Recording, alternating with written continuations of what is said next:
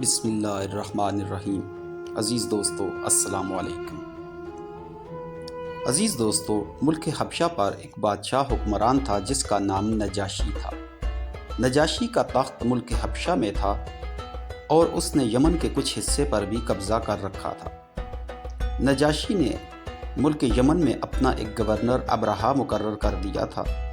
ابرہہ ہر سال یہ دیکھتا تھا کہ لوگ جوک در جوک قافلوں کی صورت میں مکہ مکرمہ کی سرزمین کو عازم سفر ہوتے ہیں۔ ایک دفعہ اس نے قافلے والوں کو روکا اور ان سے پوچھا کہ یہ تم لوگ مکہ مکرمہ کس مقصد کے لیے جاتے ہو؟ لوگوں نے ابرہہ کو بتایا کہ مکہ مکرمہ کی سرزمین پر اللہ تعالیٰ کا ایک مقدس گھر ہے جس کی زیارت اور حج کے لیے ہر سال ہم سفر کرتے ہیں۔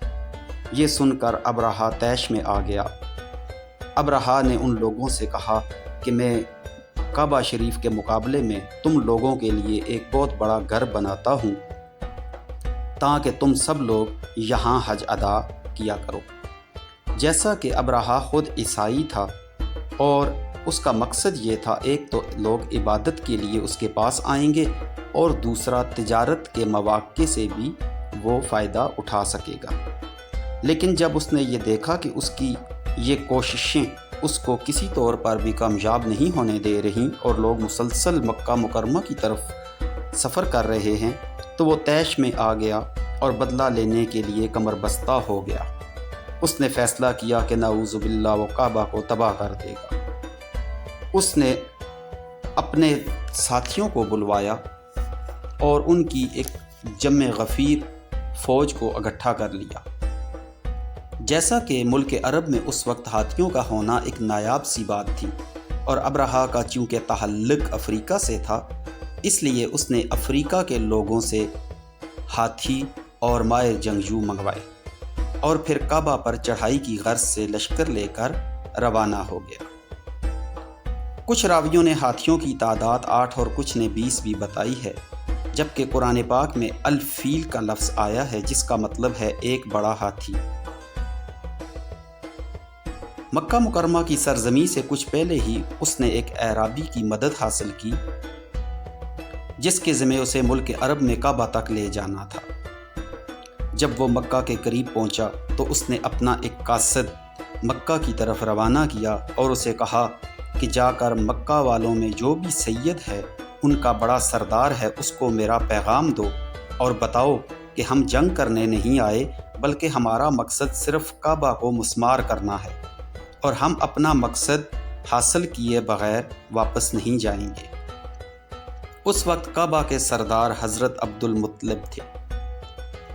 جب حضرت عبد المطلب رضی اللہ تعالی عنہ نے ابرہہ کا یہ پیغام سنا تو آپ نے فرمایا کہ جاؤ جا کر اپنے سردار سے کہو کہ ہمارے 200 سے زیادہ اونٹوں پر اس نے قبضہ کر رکھا ہے، ہمیں ہمارے اونٹ واپس کر دیے جائیں۔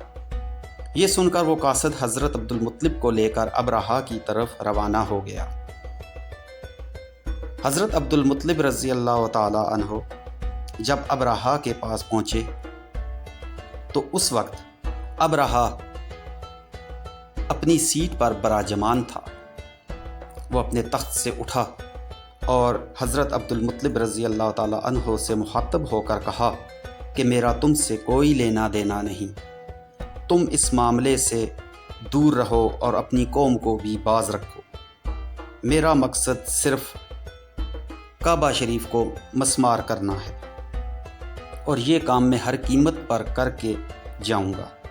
اس کی یہ بات سن کر حضرت عبد المطلب رضی اللہ تعالی عنہ نے فرمایا کہ کعبہ جانے اور کعبے کا مالک جانے، مجھے صرف اپنے اونٹوں سے غرض ہے کیونکہ ان اونٹوں کا مالک میں ہوں اور وہ میری ذمہ داری ہے۔ یہ سن کر ابرہہ واپس نہایت ہی فخر کے ساتھ مڑا اور اس نے کہا کہ ہے عبد المطلب، کیا تمہیں کعبہ سے کوئی بھی سروکار نہیں؟ حضرت عبد المطلب رضی اللہ تعالیٰ عنہ نے کہا کہ کعبہ کے لیے اللہ ہی کافی ہے۔ یہ کہہ کر حضرت عبد المطلب رضی اللہ تعالیٰ عنہ اپنے اونٹ لے کر واپس چل دیے۔ اسی دوران مکہ مکرمہ کی سرزمین پر جو قبیلے آباد تھے وہ مکہ مکرمہ کی سرزمین کو چھوڑ کر دور پہاڑوں اور گھاٹیوں میں پناہ لینے لگ گئے، کیونکہ ان کے سامنے ایک بہت بڑا ہاتھیوں کا لشکر موجود ہوا تھا۔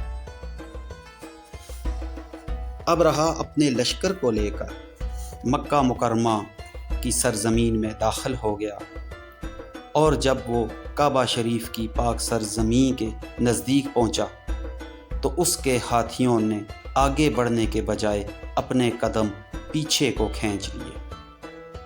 یہ دیکھ کر ابرہہ کے سپاہیوں نے بہتری کوشش کی کہ ہاتھیوں کو آگے کی طرف بڑھایا جائے، لیکن بے سود۔ اسی اثناء میں اللہ تعالیٰ کی ذات ببرکات کو جلال آ گیا، اور اللہ تعالیٰ نے ابابیلوں کا ایک جم غفیر ان پر مسلط فرما دیا۔ ابابیلیں اپنی چونچوں میں چھوٹی چھوٹی کنکریاں اٹھا کر نہایت بلندی پر چلی گئیں، اور وہاں سے انہوں نے کنکریاں نیچے کو پھینک دیں۔ کنکریاں نیچے اس رفتار سے آ رہی تھیں کہ جس طرح بندوق سے نکلی ہوئی گولی۔ وہ کنکریاں لشکریوں کے اوپر آ کر گریں اور ان کے وجودوں کے ایک حصے سے گزر کے دوسرے حصے سے نکل گئی، حتیٰ کہ ہاتھی بھی ان سے رائے فرار اختیار نہ کر سکے۔